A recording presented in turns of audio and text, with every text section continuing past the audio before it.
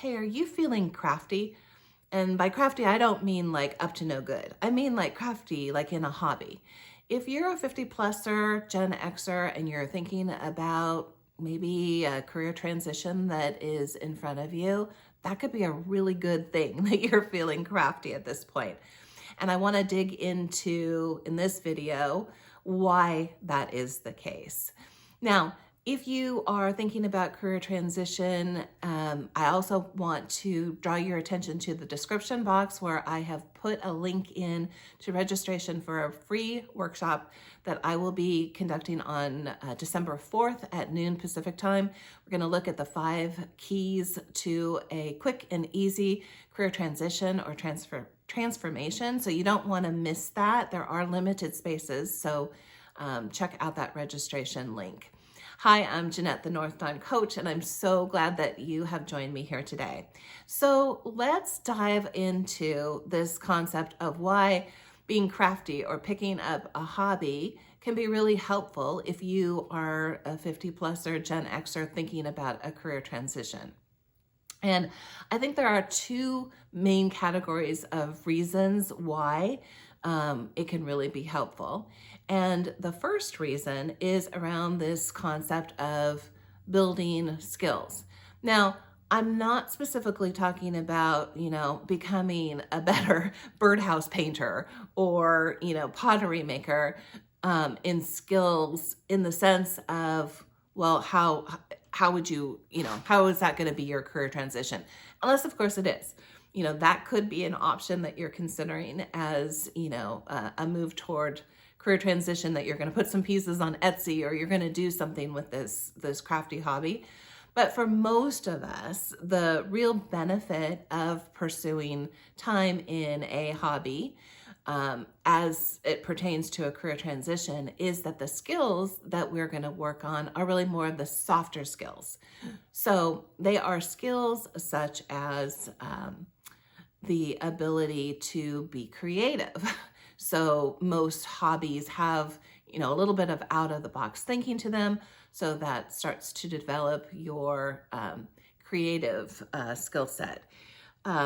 Certainly there are opportunities to develop the problem solving skill set because, you run into different issues that you need to fix and work through and find solutions to. So that is a soft skill that's developed.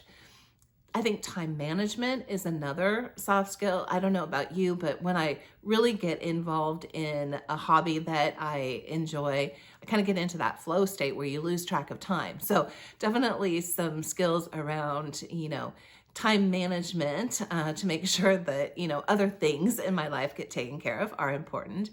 And then I think overall, having a hobby develops discipline, to, keep track of what is necessary to be done in that way, the discipline of, trial and error and keep going and those sorts of things are, all in that skill set. So there's 4 soft skills. I'm sure there are more, but those were the ones that came to mind too. And of course, what's important about those skills is that these are the very skills that you're going to apply when you are in the midst of, pursuing a career transition. They're all helpful skills that will assist you in that regard as well. Secondly, I think that the big help that focusing on a hobby provides when you're thinking about a career transition is just the feeling of confidence that is built. So, when you start a hobby, I'm sure I'm not sure about you, but I'm sure about me that I am not good at, the things that interest me, especially at the start.